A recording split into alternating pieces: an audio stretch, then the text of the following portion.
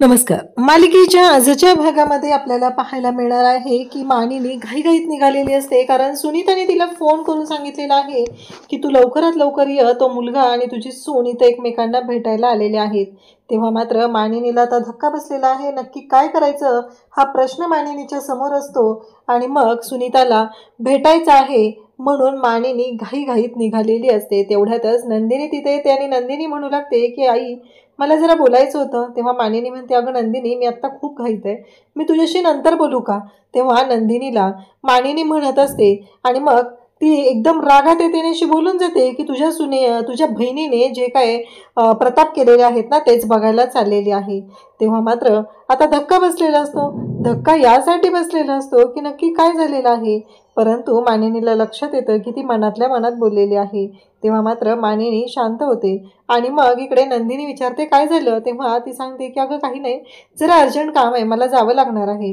तेव्हा नंदिनी म्हणते की ठीक आहे आई, पण मी तुम्हाला फक्त एकच विचारत होते की तुमच्या आवडीची पालेभाजी केलेली आहे, तर भाकरी करू की काय करू, असं ती बोलत असते. तेव्हा मात्र मानिनी म्हणते की ते काय करायचं ते तू ठरव, मी जाऊन येते, मग आल्यावर बोलूया आपण, असं म्हणत मानिनी घाईतच निघत असते आणि नंदिनीच्या गालावरून हात फिरवत म्हणत असते की किती ग चांगली आहेस तू, कारण मानिनीला नंदिनीचं कौतुक वाटत असतं. आणि मानिनी तशीच घाईत चाललेली असते, ती टेन्शनमध्ये आहे. ही गोष्ट नंदिनीच्या सुद्धा लक्षात आलेली आहे. असं काहीतरी घडलेलं आहे की ज्याच्यामुळं आई एवढ्या टेन्शनमध्ये आहेत, विचारात आहेत, कारण तिला तोपर्यंत मोबाईलवरती लोकेशन पाठवलेलं असतं आणि त्या लोकेशनमुळं तिला कळलेलं असतं की आता कुठे जायचं आहे, नक्की तो कॅफे कुठे आहे हे सगळंच कळलेलं असतं. इकडे जीवा मात्र कॅफेमध्ये आलेला असतो आणि तो पाहत असतो. तेवढ्यातच ती जी वेटर असते ती तिथे येते आणि म्हणू लागते की हे बघा, कसं आहे माहिती आहे का, की आत्ता कुठलं टेबल अवेलेबल नाही, तुम्ही दोघं एकत्रच आलेले आहात ना, तर इथे बसलात तरी चालेल. जीवा आणि काव्या दोघंही ॲट अ टाइम सांगतात की नाही, आम्ही दोघं एकत्र आलेलोच नाही, असं दोघांनीही स्पष्टपणे सांगितलेलं असतं. आणि त्याचबरोबर हे सगळं जेव्हा घडत असतं तेव्हा मात्र काव्या ओरडत असते आणि म्हणत असते की नाही. तेव्हा ती म्हणत असते की मी टेबल अरेंज होते का बघते, फक्त तुम्ही काय करा, तोपर्यंत इथे बसाल का मॅडम, तुमची काही हरकत नाही आहे ना, असं ती मुलगी सांगत आहे. कारण आता त्या कॅफेमधले सगळे जे एम्प्लॉई वगैरे आहेत ते सगळेजण ह्या दोघांना ओळखत असतात, कारण ह्या दोघांचं जे काही चाललेलं आहे ते तो सगळ्यांनाच माहिती असतं. कारण ते दोघंही नेहमी याच्या आधीही तिथे भेटायला यायचे, त्या कॅफेमध्ये तासनतास बसलेले असायचे. पण आज मात्र ज्या गोष्टी घडत असतात त्याच्यामुळं हे सगळं घडत असतं. तेव्हा मात्र काव्या जीवाकडे पाहत असते. आता काव्याने ते पुस्तक तिथं टाकलेलं असतं, तिथलं ते पुस्तक उचलते. जीवा पाहतो त्या टेबलवरती तिथं JNK आर्ट शेपमध्ये लिहिलेलं असतं आणि आता मात्र इकडे प्रश्न पडलेला असतो, तो म्हणजे जीवाला. जीवा म्हणतो की काही दिवसांपूर्वी याच कॅफेमध्ये आपण तासनतास बसत राहायचो आणि ते बसून आपल्या सगळ्या गप्पा गोष्टी, भविष्याची स्वप्न आपण रंगवत होतो. पण आज याच कॅफेमध्ये इथे याच टेबलवरती तू 5 मिनिटंही मला सहन करू शकत नाही. हे सगळं जेव्हा बोलणं सुरू असतं आणि त्याचबरोबर हे सगळं जेव्हा झालेलं आहे तेव्हा मात्र काव्या त्याच्याकडे पाहत असते.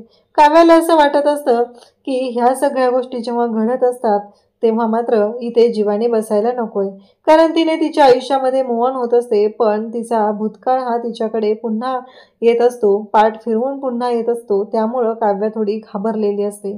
त्याचबरोबर जीवा आता तिथे बसलेला असतो. जीवा म्हणत असतो की काय चाललंय नक्की, आणि मग तिने ते पुस्तक जिथं ठेवलेलं असतं ते काढलेलं असतं, त्यावरती जीवाने त्याच्या हातातल्या फाईल असतात. जीवाला काव्या म्हणत असते की हे काय चाललंय तुझं, कारण कसं आहे, तू माझ्या मागे मागे करत जाऊ नकोस. तेव्हा जीवा म्हणतो की एक गोष्ट लक्षात ठेव, मी तुझ्या मागे मागे फिरत नाही आहे, माझी मीटिंग आहे त्यासाठी मी या कॅफेमध्ये आलेलो आहे, मला काय हौस नाही आहे तुझ्या मागे मागे यायची. तेव्हा काव्या म्हणते, मीटिंग आणि तू याच्या आधी रिकामटेकडाच होता, असाच फिरत होता, तेव्हा कुठे काय कामं केलेली आहेत आणि आता तू कामं करणार आहेत. कामं तर तुझा भाऊ पार्थ देशमुख करतो आणि तू काय करतोस रे. तेव्हा मात्र जीवा म्हणतो की एक गोष्ट लक्षात ठेव, कसं आहे माहिती आहे का, तेव्हा ना मेंदू अस्थिर असलेल्या मुलीबरोबर मी होतो, पण आता तसं नाही आहे. आता माझ्या आयुष्यात माझी बायको जी आहे, नंदिनी जी आहे ना, तिचा माझ्यावरती पूर्ण विश्वास आहे आणि तिने मात्र जमिनीवरती पाय ठेवून आहे अशी खंबीरपणे, आणि जरी मी ठेस पडलो तरीही मला ती सावरायला येणार आहे या गोष्टीची मला जाणीव आहे. असं सगळं जीवा बोलत असतो आणि काव्याची मात्र चिडचिड होत असते. जीवा नंदिनीचं कौतुक करत असतो आणि तो म्हणत असतो की हे जर माझ्या आयुष्यात आधीच झालं असतं ना तर आत्तापर्यंत जी वाट बघायला लागलेली आहे ना, ती मला बघायला लागली नसती. माझ्या आयुष्यामध्ये कधीच मी सक्सेस झालो असतो. तेव्हा काव्या एक्सक्यूज मी म्हणून त्या वेटरला बोलवते आणि विचारू लागते की किती वेळ लागणार आहे अजून. म्हणजे मला कळत नाही आहे की तुम्हाला आणखी किती वेळ लागणार आहे, किती वेळ वाट बघायची आहे, असं तिचं बोलणं चाललेलं असतं.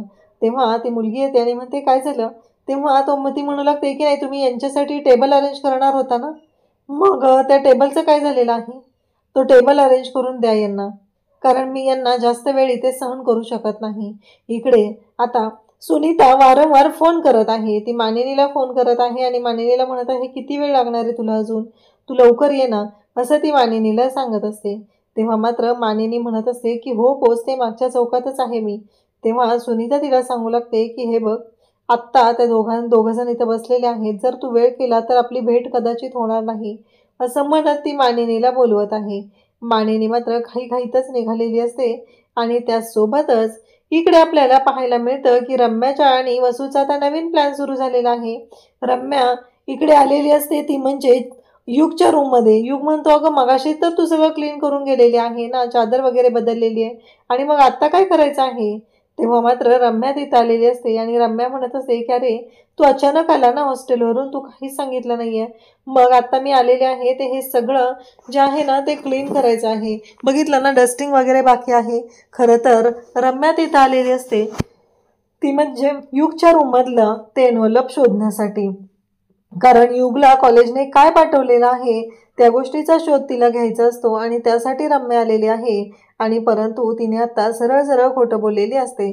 त्याचवेळी आता युग म्हणतो की ठीक आहे, कर तू डस्टिंग, असं म्हणत युग तिथून निघून जातो. आणि आता मात्र रम्या पाहतच राहते, कारण रम्या म्हणत असते की काहीही झालं तरीही मला आता ते शोधायचं आहे, म्हणजे शोधायचं आहे नक्की काय झालेलं आहे आणि तो कुठं गेलेला एनवलप, ह्या गोष्टीचा शोध तिनं घ्यायला सुरुवात करते.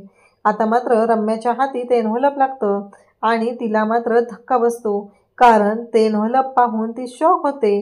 कारण त्या एनव्हलपमध्ये जे लिहिलेलं असतं ते मात्र खूप भयानक असतं. इकडे काव्या आणि जीवा एकमेकांवरती तुटून पडलेले आहेत.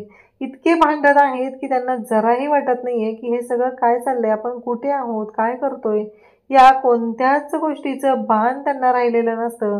ते फक्त दोघं जण एकमेकांवरती तुटून पडलेले असतात आणि भांडतच असतात. आणि त्याच वेळी इकडे पाहायला मिळतं की जीवा त्याची जी मीटिंग असते त्यांना कॉल करतो आणि त्यांना सांगू लागतो की हे बघा, आता तो जो कॅफे आहे ना तो चांगला नाही आहे, तुम्ही अजून पोहोचलेला नाही आहेत ना, तिकडे थांबा, आपण तिकडे दुसऱ्या कोणत्या तरी कॅफेमध्ये जाऊया, इथे नको, असं जीवा त्यांना कॉल करून सांगत असतो. आणि आता मात्र धक्का बसलेला असतो तो काव्याला. काव्या वाटेल त्या शब्दात बोललेली असते आणि इकडे वाट बघत बसलेली असते, ती म्हणजे सुनीता. अजून मानिनी का येत नाहीये, तिला एवढा वेळ का लागतोय, हे सगळं तिच्या डोक्यात चालू असतं. परंतु मानिनीला मात्र वेळ लागत असतो, मानिनी अजून पोहोचलेली नसते.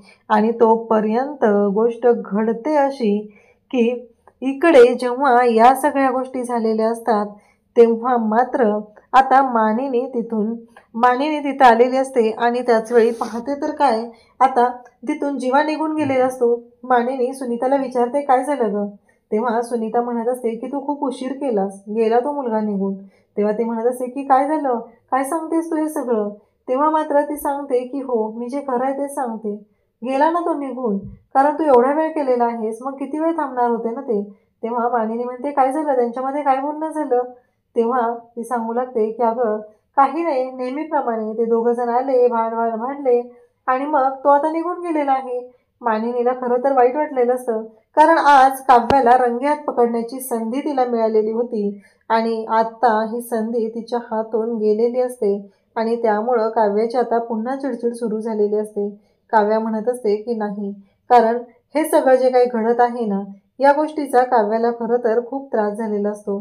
काव्याला वाईट वाटत असतं. काव्या म्हणत असते की मी स्वतःला मूव्ह ऑन करण्याचा प्रयत्न करते, पण हे काय घडतंय माझ्या आयुष्यात, अशा का गोष्टी माझ्या आयुष्यात होत आहेत, हा प्रश्न काव्याला पडलेला असतो. आणि काव्या मात्र म्हणत असते की नाही, काहीही झालं तरीही मला आता या सगळ्या गोष्टींचा विचार करावाच लागणार आहे. आणि आता काव्या हे सगळं जेव्हा बोलत असते तेव्हा मात्र आता काव्याला सुद्धा धक्का बसलेला असतो आणि काव्या विचार करायला लागलेली असते.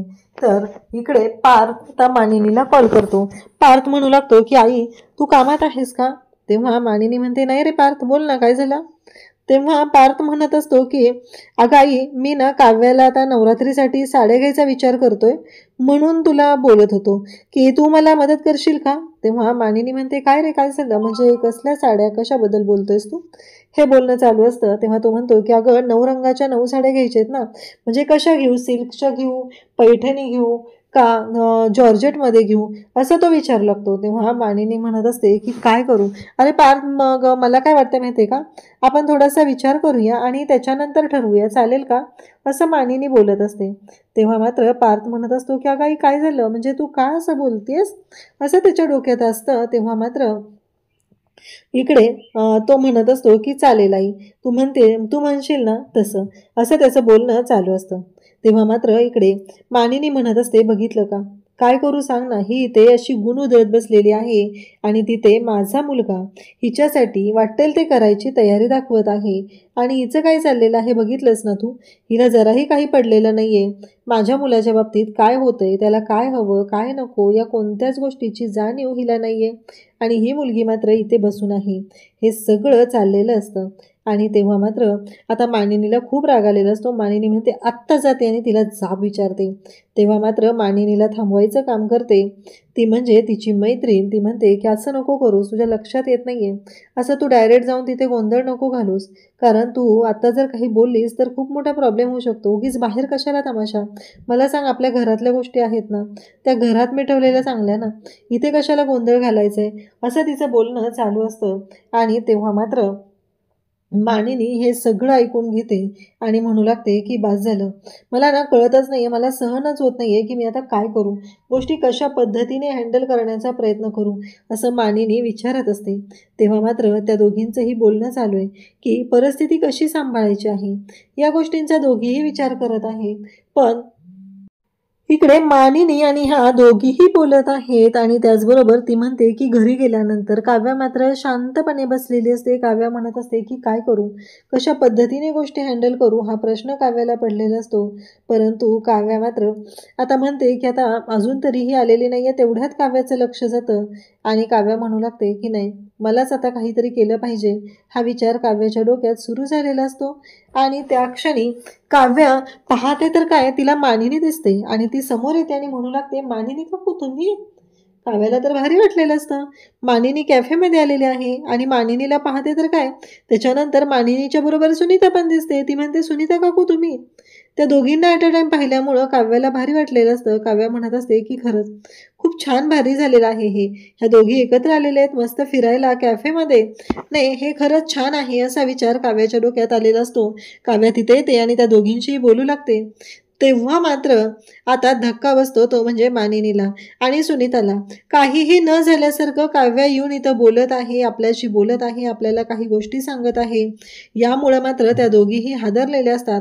त्या दोघीही म्हणत असतात की ह्या मुलीला जराही लाज राहिलेली नाहीये, कशी वागत आहे, कशी बोलत आहे ही, कारण हिने विचारच करत नाहीये की समोरच्या माणसाला काय होणार आहे, समोरच्या माणसाला काय वाटणार आहे. आता काहीच झालं नाही अशा पद्धतीने ही वावरत आहे. हे ऐकून मात्र धक्का बसलेला असतो. आणि तेव्हा मात्र मानिनी काव्याकडे पाहत असते. ती म्हणते की हो अगं, असंच आम्ही ठरवलं भेटायचं आणि मग भेटायला आलेलो आहे इथे, असं ते सांगत असतात. दाखवत तर अशी असते की काहीच प्रॉब्लेम नाहीये, पण राग मात्र खूप आलेला असतो आणि तो राग तिच्या चेहऱ्यावरती दिसत असतो. तेव्हा काव्या म्हणते की काव्याला मानिनी विचारू लागते की हे सगळं काय आहे, म्हणजे मला कळतच नाहीये, तू तर याला जाणार होतीस ना लायब्ररीमध्ये, इथं लायब्ररी तुझी.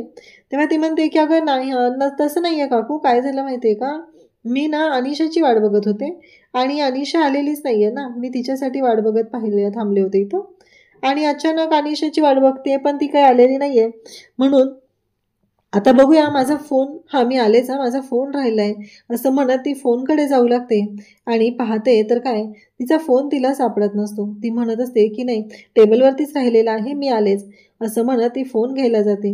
जेव्हा ती फोन घ्यायला जाते तेव्हा मात्र इकडे आता कान भरायचं काम सुनीता करत असते. कारण सुनीताला ती गोष्ट चांगलीच जमत असते. तिला माहिती असतं की काय करायचं आहे, गोष्टी कशा पद्धतीने करायच्या आहेत, नक्की काय केलं पाहिजे, या गोष्टींचा विचार चालू झालेला असतो. आणि त्याच वेळेस इकडे सुनीता मात्र तिथं बोलत असते.